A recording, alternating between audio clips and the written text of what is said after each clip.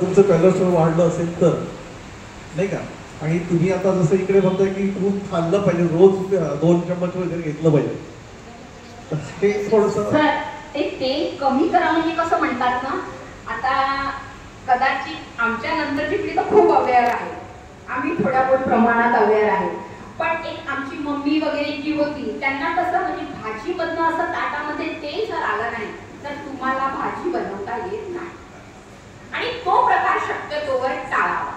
म्हणजे proportionate oil असणं essential आहे, बट त्याला असं फैलेल ते तेल ताटामध्ये, तर तसं शक्यतोवर टाळणं. आणि हे तूप जे आहे ते मेडिसिन म्हणून आपण घेतोय कुठेतरी, कारण की सकाळी जी आपल्या बॉडीतली एनर्जी असते ती सगळी त्याला इंटेक करत असते ती, आणि ते एब्झॉर्प्शन फुल बॉडीमध्ये आपल्या जातं, आणि त्यामुळे न कळत प्रत्येक सांधा आपला मजबूत होत असतो. पण तुपामुळे कोलेस्ट्रॉल वाढेल का? हो, पण सकाळच्या नाही.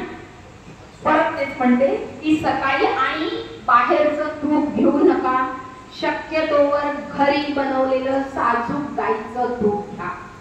म्हणून म्हटलं ना, तेलही जर वापरत असाल तर घाणीचं तेल वापरा. आणि एक पर्टिक्युलर वयानंतर, आता तर 30s म्हटलं तरी ओल्ड एज झाल्यासारखंच आहे, तर ही थोडी काळजी घेणं मात्र आवश्यक आहे.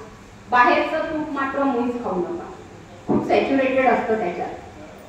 आपण विचार करतो त्याच्यामध्ये फक्त मला अपेक्षित आहे की फक्त व्यायाम आणि योग नृत्याबद्दल लक्ष विचारा आणि ते जास्त चांगलं होईल.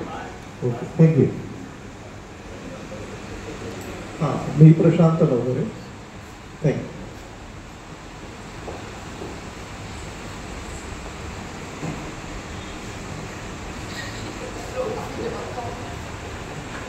नमस्कार सर्वांना, मी संजय ताटखंडावा.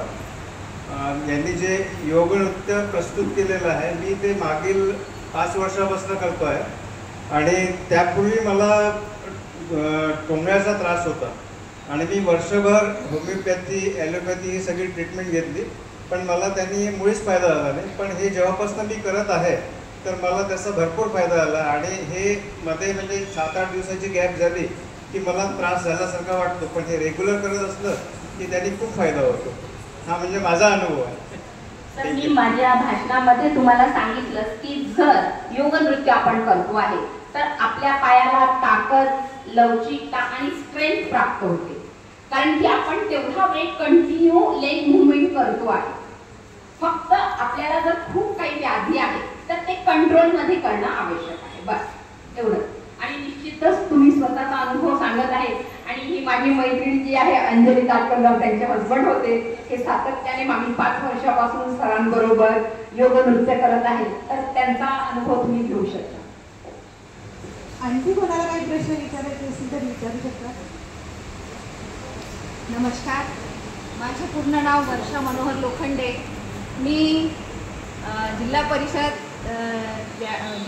शाळेमध्ये ग्रॅज्युएट टीचर म्हणून काम करते आहे. आणि माझ्याकडे वेगवेगळ्या प्रकारचे विद्यार्थी आहेत. तर तुम्ही जो योगा आत्ता केलेला आहे तो खरंच आनंददायी आहे आणि शारीरिक विकास होईल, विद्यार्थ्यांचा सर्वांगीण विकास करण्याचं आमचं ध्येय असते. आणि हा शारीरिक विकास त्यामध्ये येत असतो. त्यानंतर आम्ही त्यांचा बौद्धिक विकास पण करत असतो, परंतु त्यांची जी एकाग्रता आहे ती मात्र आम्हाला टिकवता येत नाही.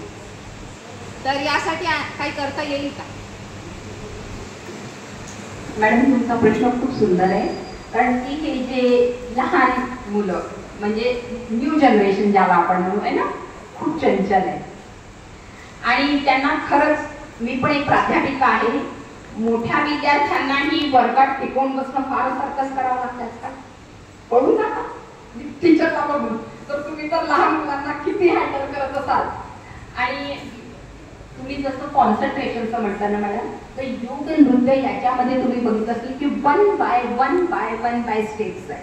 म्हणजे तिथे कुठेतरी तुम्हाला माइंड अगदी कॉन्सन्ट्रेट करून त्याच्याकडे लक्ष देणं आवश्यक असते.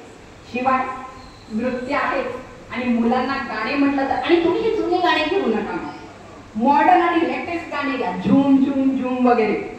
म्हणजे ते मुलं इतक्या आनंदाने करेल हे सगळं, आणि निश्चितच त्यांचा बौद्धिक आणि मुख्य म्हणजे शारीरिक विकास होईल. कारण की जे आपण ताडासन वगैरे करतो ना, ते विद्यार्थ्यांच्या उंची वाढीला वगैरे अतिशय उपयुक्त आहे. तर आणि सॅल्यूट मॅडम तुम्हाला की तुम्ही खरंच मुलांना हँडल करता आणि त्यांच्यासाठी तुम्ही एवढा सुंदर प्रश्न विचारला. खूप खूप धन्यवाद तुमचे.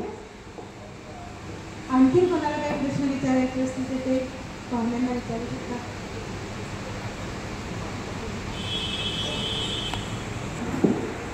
शेवटी प्रश्न विचारणारे तेवढे कमीच आहेत, पण आता थांबूया. 21 जून हा जागतिक योग दिन. योग ही भारताने जगाला दिलेली अनमोल अशी देण आहे. निरोगी सात्विक जीवन जगण्यासाठी आणि आत्मिक सुखासोबत मानसिक शांती प्राप्त करण्यासाठी योग नृत्य कसे महत्त्वाचे आहे हे आपण जाणून घेतले. साऱ्यांच्या निरामय आयुष्याची मंगल कामना करीत या कार्यक्रमामध्ये सहभागी झालेल्या डॉक्टर श्री विजय करमरकर, प्राध्यापिका पूर्णिमा मेहता, सौ अंजली संजय ताटकुंडावार आणि सौ राजेश्री बैत यांचे आभार मानत मी सौ मनीषा शर्मा पुढील महिन्यात एका नवीन विषयासह भेटण्याची ग्वाही देत आपला निरोप घेते. अर्थातच माईबाप पारकर यांचे पण आभार. धन्यवाद. शुभ रात्री.